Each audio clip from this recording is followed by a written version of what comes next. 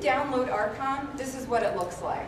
It's a very basic template. You actually get two choices. You get this very generic looking view with this funny Archon guy in the corner. And there's another view which Illinois provided as another template, which is a little more streamlined, but we chose to manipulate this view. And so this is what we turned it into. I'll go back. So up here, we changed it and branded it the way we wanted it to look, which is a really great feature of open source. The fact that you can just manipulate this and make it look the way you want. So we changed the, I'm going to go back here. This is what it said, Institute Archives and Special Collections. So we changed it to finding these through Institute Records and Manuscript Collections. And we also changed the tabs up here. Archon provides records groups. We don't need to worry about that at our archives, so we took it out. It's just not an option. We have collections, subjects, creators, and digital content. And we're actually not using it for digital content because we have another program, software program that does that. Maybe at some point we'll build upon it, but not right now. Moving along. So, this is what we started to, this is kind of what we wanted the banner to look like. But then we started playing around with it a little bit more.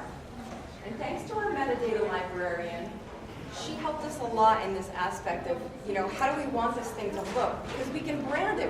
We want it to look the way we want it to look, not the way Archon gives it to us. So we decided to open up the separate windows in Firefox and utilize, I had never used this before, it's called Firebug. Okay, I was so excited. So we got to use Firebug and start playing around with the HTML code to see how we could change it up and manipulate it. And so I just purposely highlighted this photo to point out that, okay, that's what I was looking at. So as you guys probably know, anytime you click on any of these divs, you get to see what part of the page you're in. And then this is it. This is what we did, and we love it. But we're not done. We're close. And this is it. Your identity in open source. Any questions? Yes. I'm pretty impressed with that. It looks like with Archon, it looks a lot like your basic content management systems for the web. But how was that found? Who found it? Who at RPI? Yeah. Well, the Assistant Institute Archivist had found it. We did a little research. There was a report that was put out by CLIR, C-L-I-R. I can't remember. Phil, do you remember what CLIR stands for? Council on Library and Information. Yes. They put out a report and compared Archon, the Archivist Toolkit, and another open source, I think it's open source, Quadrastar. Has anyone heard of Quadrastar? Okay, I think that one's open source too. Oh. And, Archon seemed to be it. We had spoken with our systems administrator. He kind of looked at the specs and thought, all right, we've got space, we can do it. And at the archon.org website, they have what's called a sandbox, so you can go and play in the system. And Amy, the assistant, had done that. So that was the final choice. And if I remember correctly, she couldn't really find enough information on Archivist Toolkit, and we definitely didn't know anything about Quadrastar. So Have you found it very easy? It looks very easy to use. it's really easy. Yeah. There are a few quirks in the system, though. I think that'll get worked out. It's not so difficult that it's a deterrent. Where it is a deterrent is if you have let's say an artificial collection that keeps building, which we do have, and it's huge. Yeah. let's say you've got a box with 15 folders in it, and you actually make a mistake, and you enter the folders in, let's say, the wrong category. This system doesn't have anything where you can just move things up and down and reorganize. It kind of takes some math to reconfigure the folder listings, so that's a little frustrating. Even though it says that you can select a folder and move it, it doesn't work. So, yes? Oh. So I had two questions. Okay. One, I was wondering, she said it was a really easy thing to like sell people on this. You talked about because it was free. I was wondering if support was an issue that you guys looked at. It's kind of an issue. And then the other thing, which kind of goes with it, is like I was wondering what your relationship with the project was. Do you guys just use and customize it to your own, or do you also kind of contribute back to what they've got? This is how let me start with the first one. What was the first one? The first one, when you're making the decision to Yes. go with the open source and Yeah. not the commercial system, with support So the support that Archon has, it's good, but honestly it's not good enough. They have a forum, and the guys at the University of Illinois that produced this, they monitor the forum. You go to the forum, you present, you submit a question, and some of my questions have been pretty simple. I can't remember what they were. Anyway, I think it may have had to do with importing an Excel spreadsheet, which fought me tooth and nail. But anyway, I asked a couple of simple questions, and I didn't really get a lot of responses. But the gentlemen who did produce it, they're the ones who monitor it, and they try really hard to answer everybody's questions. And if they don't do it, someone else out there that has implemented it can usually answer your question. I'm not sure why I didn't get a lot of responses though, so that's all I can speak to for that. Remind me what your second question was? And the second one was, you guys have done some development to customize it to yourselves, Yeah. and you've already mentioned that you've found some bugs in the system where things aren't working.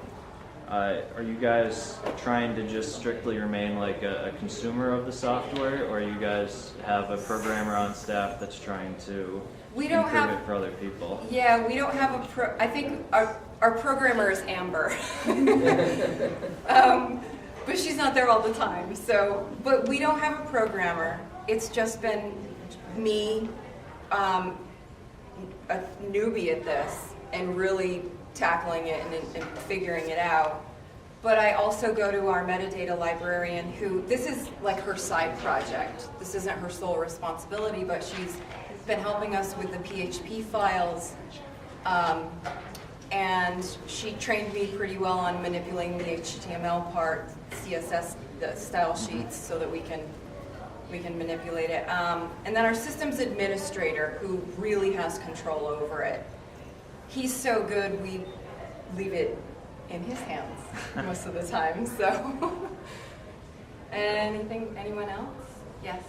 You mentioned earlier about linking archives. My question is, can you also link to other schools? Like this was University of Illinois. Yeah. So can somebody from Rensselaer log into their own site and still search Illinois?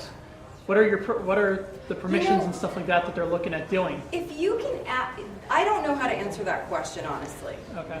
I know that, we had to enter our repository name. Mm-hmm. So you can enter another repository name. Now, how those cross over, my question back at you would be, okay, can we search across another? That's what I'm wondering, because if you can somehow link internally to repositories that are using the same system. I'm thinking about this for something that back when I was in the military, I still talk with some of my people, and I know they're doing similar things, and this is actually something they're looking at for archiving a lot of the old data that we started back when I was still active duty. And this looks like a really good system that they might want to try and look at. But the thing is, you're talking multiple bases along with multiple branches. And the thing is, that's something they're looking at is they want to make a central repository because they're worried about costs and everything else. So I'm wondering if you could link other things So together. a central repository and then just have Well, each little commands fingers. and bases and Yeah. military, like you'd have the Army, the Navy, the Air Force, Marines, Coast Guard would all have their own data along with their own bases.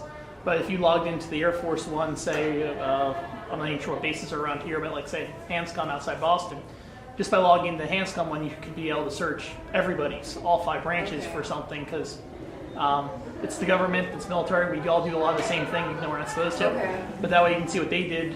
So My best advice to you would be to actually go to the Archon website, sign up. You have to, just I think it's just email and choose a password, and submit that question, or contact. I think I can say this because he announces it all the time. Chris Crom, who's the guy who built the system, and ask him directly, because that's a great question. Now, in the future, just so that you know, I think it's in 2014, Archon and Archivist Toolkit are going to merge. I don't know exactly what that's going to look like or how that's going to play out, but it's going to be called Archive Space. Am I right? Okay. Any other, Phil, did you have a question? Have you exported them to EAD yet? We haven't, no. And do you have any sense of how much cleanup there would be then? I think there's going to be a lot of cleanup. But in any event, it'll be less work than... It'll be a lot less work than what I was originally doing, which was typing out all of the code, the EAD, in Oxygen, and then, copying like scope, bio, and then all of the box and folder, series box folder listings into Oxygen. That was pretty labor intensive. We need to set up, in order to export, we've got to set up a new style sheet to make that transition, if and when we need to go there. But it's definitely not something that's pressing right now. So, Is the public access to the web, or yeah. Yeah, so when this why goes... would you need to do... What's that? Why would you necessarily even need to do the... I'm thinking only if, I don't know exactly what's going to happen with Archon and Archivist Toolkit down the road. I would hope that it's a very simple transition. I can't imagine that these guys would put so much into this to have that transition, especially when so many repositories have already implemented it, have that be difficult. But sometime down the road, if something changes, at least by being able to export, we'll be able to migrate it to another system. But I wanted to just tell you that once this does go live, it will have a direct link from the Archives website. It'll take you right here so that you can search collections. Oh, my time is over. Thank you.